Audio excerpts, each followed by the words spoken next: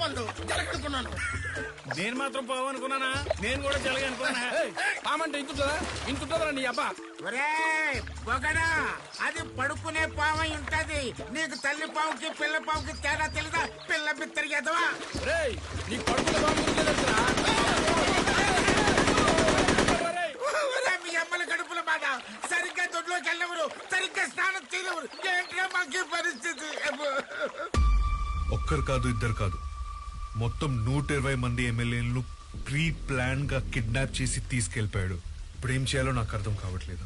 ఇదంతా చేసింది నేనే అని జనానికి కానీ మీడియాకి కానీ తెలిస్తే ఇన్నేళ్లు కష్టపడిన నా పొలిటికల్ కెరియర్ సర్వనాశనం అయిపోతుంది. మీరేం వరి అవ్వకండి సార్.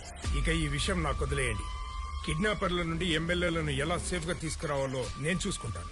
కిరణ్ సార్, ధ్రువ ఎక్కడున్నాడో ఇమ్మీడియట్ గా వచ్చి నా ఆఫీస్ లో నన్ను కలవమని చెప్పండి. Okay sir. ఉంటాను సార్.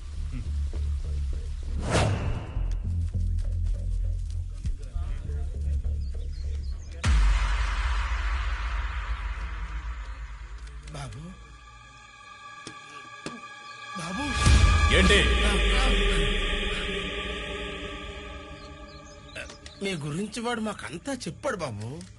నిజంగా మీకు జరిగింది అన్యాయమే కాదన్నో, కానీ వాడొక్కడు తప్పు చేస్తే మమ్మల్ని అందరిని ఎందుకు తీసుకొచ్చారు బాబు? కావాలంటే వాడిని ఒక్కడే ఇక్కడ ఉంచుకొని మమ్మల్ని అందరినీ విడిచిపెట్టేయండి బాబు. సరే, మీరు చెప్పినట్లు మిమ్మల్ని అందరినీ వదిలేస్తా. దానికి ముందు మీ అందరినీ ఓ 3 ప్రశ్నలు అడుగుతా. కరెక్ట్ గా సమాధానం చెప్పారనుకోండి, ఈ రోజే ఇప్పుడే వదిలేస్తా. క్వశ్చన్ నెంబర్ 1, మీలో సన్నీ లియోన్ ఎంతమందికి తెలుసు? ఎందుకు తెలియదు సార్? ఆవిడ నాకు ఎంతో ఇష్టమైన సార్. ఆవిడ వీడియోలు చూడకుండా నిద్రపడదు అనుకోండి. క్వశ్చన్ నెంబర్ 2, పూజా హెగ్డే ఎంతమందికి తెలుసు? బాబు పూజ పెద్ద హార్డ్ కోర్ ఫ్యాన్ బాబు. బాబు నువ్వు అడిగితే ఏదైనా కాదంటానా? నువ్వు అడిగితే ఏదైనా కాదంటానా? బాబు లేటెస్ట్ హిట్ అలవైకుంటా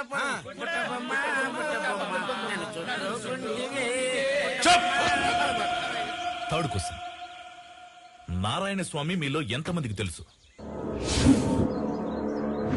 బాబు, నారాయణ స్వామి అంటే అన్నవరంలో ఉన్న సత్యనారాయణ స్వామి కదా? మీకు సన్నీ లియోన్ బాగా తెలుసు. పూజా హెగ్డే ఎన్ని సినిమాలు ఎవరెవరితో చేసిందో కూడా తెలుసు.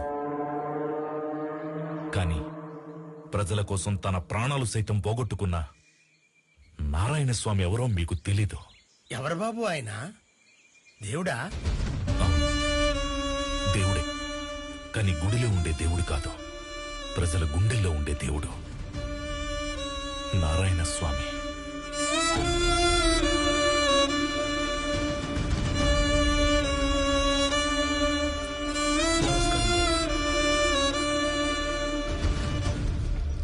నమస్తే అమ్మా. నమస్తే నమస్తే.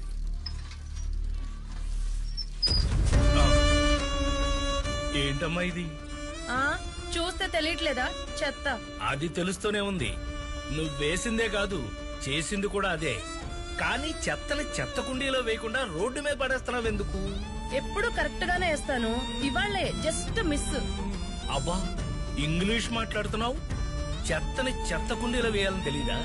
ఇలా చేయడం వల్లే కనిపించని రోగాలు వచ్చి మనుషులు కనపడకుండా పోతున్నారు. ఆహా, అటు చూడండి, కుండీల నిండా చెత్త. దాన్ని క్లీన్ చేయాల్సిన మున్సిపాలిటీ వాళ్ళు ఒక్కళ్ళు కూడా కనిపించకుండా పోయారు. వారం నుంచి చూస్తున్నా ఒక్కళ్ళన్నా వస్తారేమో అని. పైగా నేనేస్తేనే రోగాలు వచ్చినట్టు చెప్తున్నారు. లోకం మారదురా నీ మాటకి, నీ అరుపే వినరే ఏ నాటికి. కృంగిపోకు, నలిగిపోకు, విశ్వాసమే తోడుండగా ఎదిరిపోకు, నీ ఆశలు బలముండగా అలిసిపోకు, నీ ధైర్యమే జలముండగా. Hello, municipality ఆఫీసా? ఎవరు? నారాయణ స్వామి గారా? ఎలా కనిపెట్టేశావు? ఫోన్ లో కెమెరా పెట్టావా ఏంటి? అదేం లేదు సార్, మన గవర్నమెంట్ ఆఫీస్ లో ల్యాండ్ ఫోన్ మోగిందంటే అది మీ ఫోనే సార్. చెప్పండి. సుందరయ్య కాలనీలో చెత్త కుండీ అంతా నిండిపోయిందయ్యా. కాలనీ అంతా కంపు కొట్టేస్తాను. దాన్ని క్లీన్ చేయించొచ్చు కదా. ఓ అదే, ఆ చెత్త తీసే పని మాది కాదండి, ప్రైవేట్ వాళ్ళకి కాంట్రాక్ట్ ఇచ్చాం. ఏంటి, చెత్త క్లీన్ చేసే పని కూడా ప్రైవేట్ వాళ్ళకి ఇచ్చారా? మరి మీరేం చేస్తున్నారు? మీలాంటి వాళ్ళు అడిగే సందేహాలకు సమాధానం ఇస్తుంటాంలేండి. సరే, ఆ contractor number. Hello, contractor Gangadharam గారా? అవును, మీరెవరు? నేను నారాయణ స్వామి. సుందరయ్య నగరు చెత్త క్లీనింగ్ చేసే కాంట్రాక్ట్ తీసుకుంది మీరే కదా? అవును, నేనే. ఇక్కడ చెత్త కుండి మొత్తం నిండిపోయి కాలనీ అంతా కంపు కొట్టేస్తుంది. దీన్ని క్లీన్ చేయరు ఎందుకని? ఓ అదా, పాత టెండర్ పూర్తయిపోయింది సార్. కొత్త టెండర్ వచ్చే నెలలో వేస్తున్నాం. ఆ టెండర్ వచ్చిన తర్వాతే క్లీన్ చేస్తాం. అప్పుడు దాకా ఇలా వదిలేస్తారా? కాస్త బాధ్యత ఉండాలండి. అంత బాధ్యత ఉన్నాడు, నువ్వే క్లీన్ చేయొచ్చుగా. నీళ్ళే రూపాయరా, కానీ ఉచ్చ పోసుకోవడానికి 2 రూపాయలా? పోతున్నాంలే.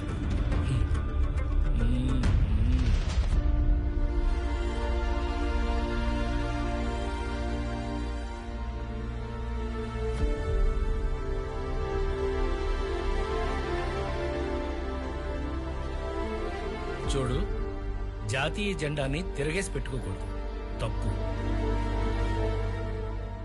జాతీయ జెండాని ఇలా పెట్టుకోవాలి, పైన కాషాయం, కింద పచ్చ. దా, జెండా ఎగరి. ఏంటి అలా చూస్తున్నావు? నువ్వు నాటిన విత్తనమే కాదు, నేను నాటిన విత్తనం కూడా పెరగడం మొదలైంది. మహావృక్షం అయిపోతుంది. దా, ఎగరి.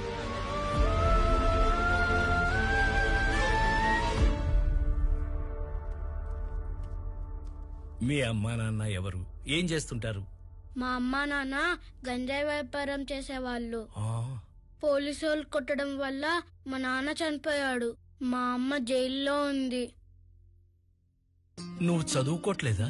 చదివేవాణ్ణి. మా అమ్మ చదువు మానేసి గంజాయి వ్యాపారానికి వెళ్ళు అనేది. అందుకే నన్ను మా అమ్మ బడికి పంపించలేదు. నేను బడికెళ్ళి చదువుకోలేదు. ఇప్పుడు చదువుకుంటావా? చదువుతాను.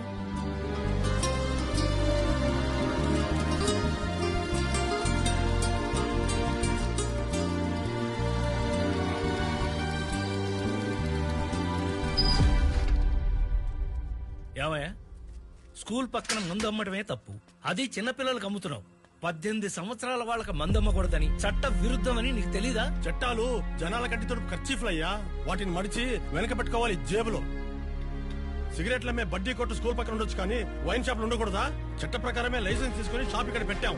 అసలే వ్యాపారం లేక మేమేడుస్తుంటే చట్టం ధర్మం అని శంకర్ సినిమాలో అపరిచితుల్లా నువ్వు వచ్చి చెబుతున్నావు. చదువుకునే కుర్రోళ్ళకే కాదు, పైసలు ఇస్తే పాకే పసిపిల్లడు వచ్చినా మందిస్తావు. మాకు వ్యాపారమే ముఖ్యం. ఏంటయ్యా అంత పొగరగా మాట్లాడుతున్నావు? అవును, మాట్లాడతాను. ఏం చేస్తావు?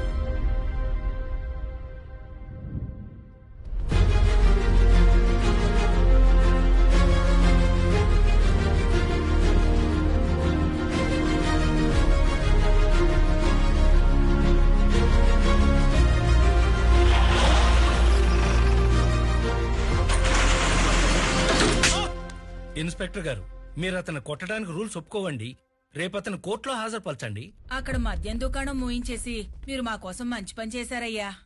నిజంగా మీలాంటి వాళ్ళు నాయకులైతే మాలాంటి వాళ్ళ కోసం ఇంకెన్నో మంచి పనులు చేస్తారయ్యా.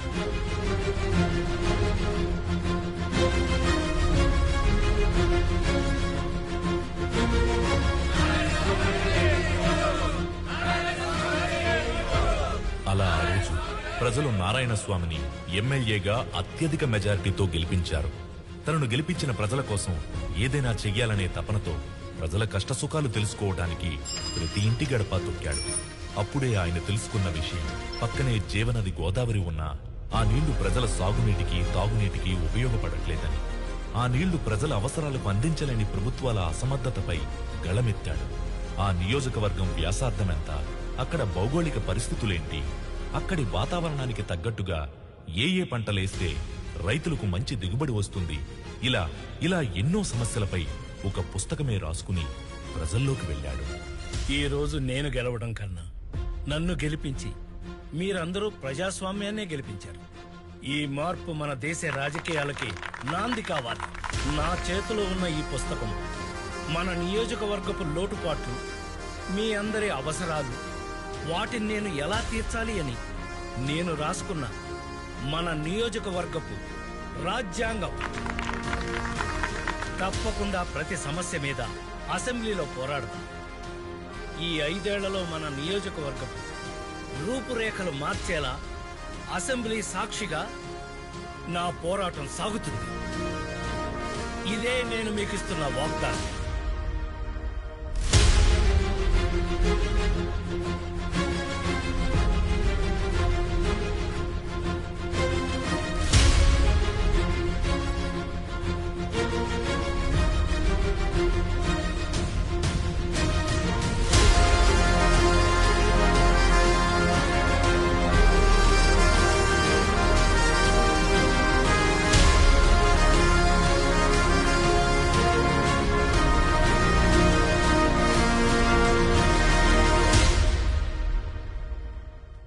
అధ్యక్ష, ఇది మా నియోజకవర్గ సమస్యల పుస్తకం. తమరు కొంచెం సమయం కేటాయిస్తే మా నియోజకవర్గ సమస్యలన్నీ మీకు విన్నవించుకుంటారు.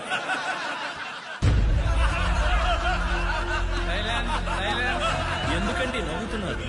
నేనేమన్నా కామెడీ చేశానా? కాదు కదా, మరెందుకు నవ్వడం? అధ్యక్ష, నారాయణ స్వామి గారిని చూస్తుంటే అసెంబ్లీకి వచ్చినట్టు కనపడటం లేదు అధ్యక్ష. పుస్తకాలు పట్టుకొని స్కూల్కి వచ్చినట్టు ఉంది అధ్యక్ష. ఏం మాట్లాడుతున్నారండి? ఇవి మా నియోజకవర్గ సమస్యలండి.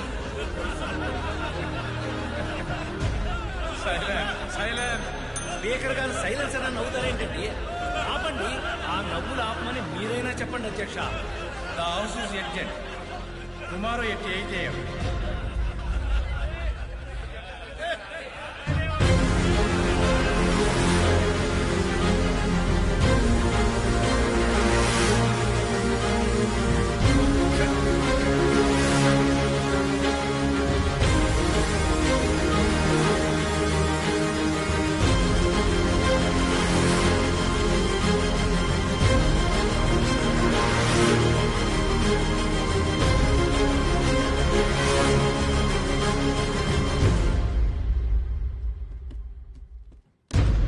భాస్కర్ రెడ్డి గారు, ఇప్పుడు మీరు మాట్లాడండి.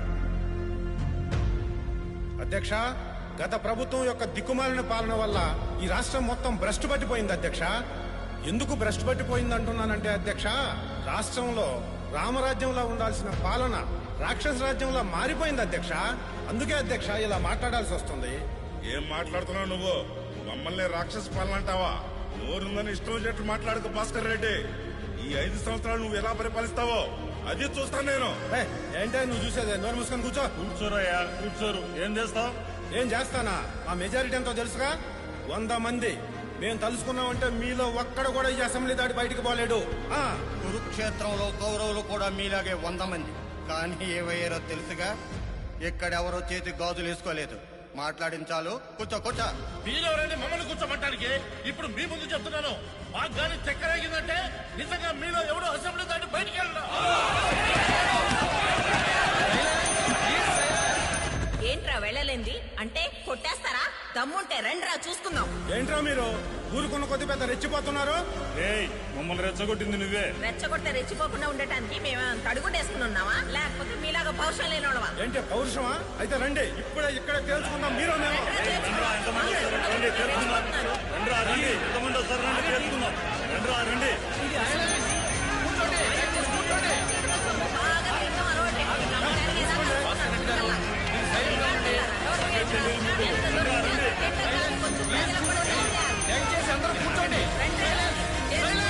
సభను గంట సేపు వాయిదా వేస్తున్నాను.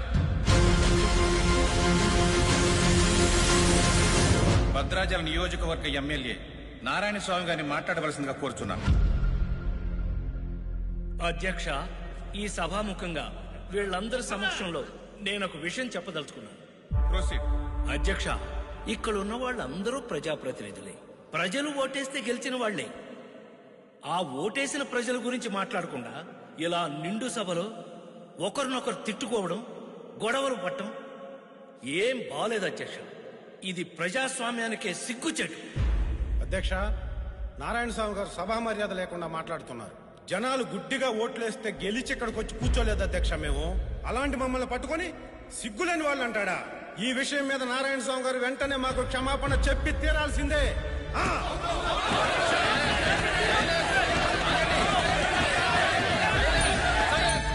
భాస్కర్ రెడ్డి గారు, నేను ప్రజాస్వామ్యానికి సిగ్గుచేటు అన్నాను కానీ మీకు సిగ్గులేదని అనలేదండి. అయినా ఈ క్షమాపణలు, గొడవలతో సభా సమయాన్ని వృధా చేసే బదులు అందరం కలిసి పనిచేసి ప్రజల అవసరాలు, సమస్యలు